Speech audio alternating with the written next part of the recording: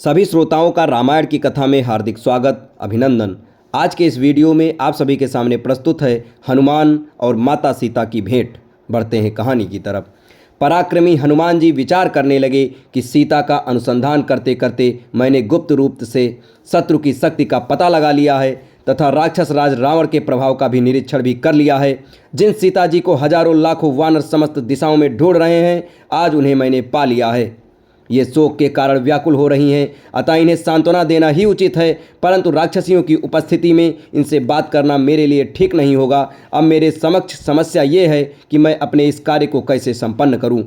यदि रात्रि के व्यतीत होते होते मैंने सीता जी को सांत्वना नहीं दिया तो निसंदेह ये सर्वथा अपने जीवन का परित्याग कर देंगी।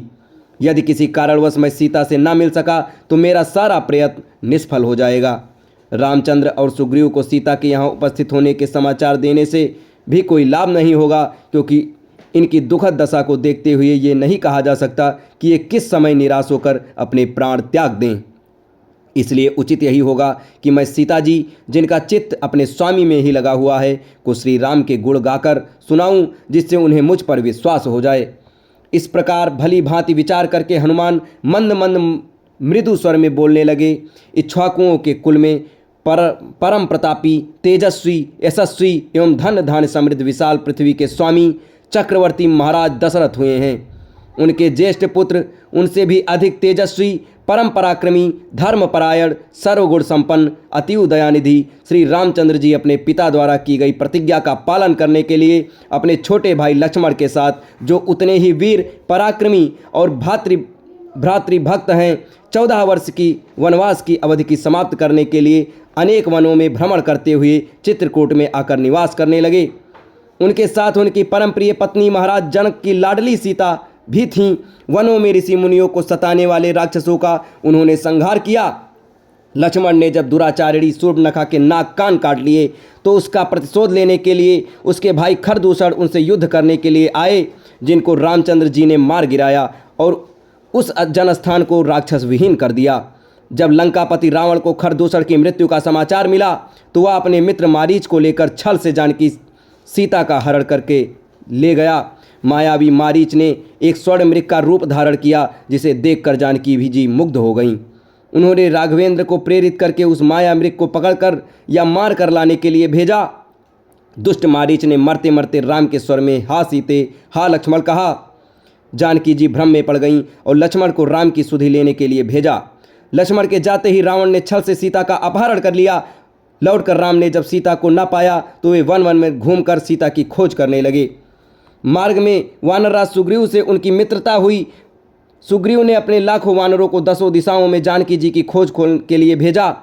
मुझे भी आपको खोजने का काम सौंपा है। मैं 400 कोस चौड़े सागर को पार करके यहाँ पहुँचा हूँ। श्री रामचंद्र जी ने जानकी जी के रूप, रंग, आकृति, गुणों आदि का जैसे वर्णन किया था, उस शुभ गुणों वाली देवी को आज मैंने देख लिया है। इतना कहकर हनुमान चुप हो गए। उनकी बातें सुनकर जनक नंदिनी सीता को विस्मय युक्त प्रसन्नता हुई। जब उन्होंने ऊपर नीचे तथा इधर उधर दृष्टिपात किया तो शाखा के भीतर छिपे हुए विद्युत पुंज के समान अत्यंत पिंगल वर्ण वाले श्वेत वस्त्रधारी हनुमान जी पर उनकी दृष्टि पड़ी। स्वयं पर सीता जी की दृष्टि पड़ते देखकर मूंगे के समान लाल मुख वाले महातेजस्वी पवन कुमार उस अशोक वृक्ष से नीचे उतर आए। माथे पर अंजलि बांध सीता जी निकट आकर उन्होंने विनीत भाव से दीनतापूर्वक प्रणाम किया और मधुर वाणी में कहा, हे देवी, आप कौन हैं? आपका कोमल शरीर सुंदर वस्त्राभूषणों से सुसज्जित होने योग्य होते हुए भी आप इस प्रकार का नीरस जीवन व्यतीत कर रही हैं। आपके अश्रु भरे नेत्रों से ज्ञात होता है कि आप अत्यंत दुखी हैं। आपको देखकर ऐसा प्रतीत होता है कि आप आकाशमंडल से गिरी हुई रोहिणी हैं। आपके शोक का कारण क्या है? कहीं आपका कोई प्रियजन स्वर्ग तो नहीं सिधार गया? कहीं आप जनक नंदिनी सीता तो नहीं हैं, जिन्हें लंकापति रावण जनस्थान से चुरा लाया है? जिस प्रकार आप बार बार ठंडी सांसें लेकर हा राम पुकारती हैं, उससे ऐसा अनुमान लगता है कि आप विदेह कुमारी जानकी ही हैं। यदि आप सीता जी ही हैं तो आपका कल्याण हो। आप मुझे सही सही बताइए, क्या मेरा ये अनुमान सही है?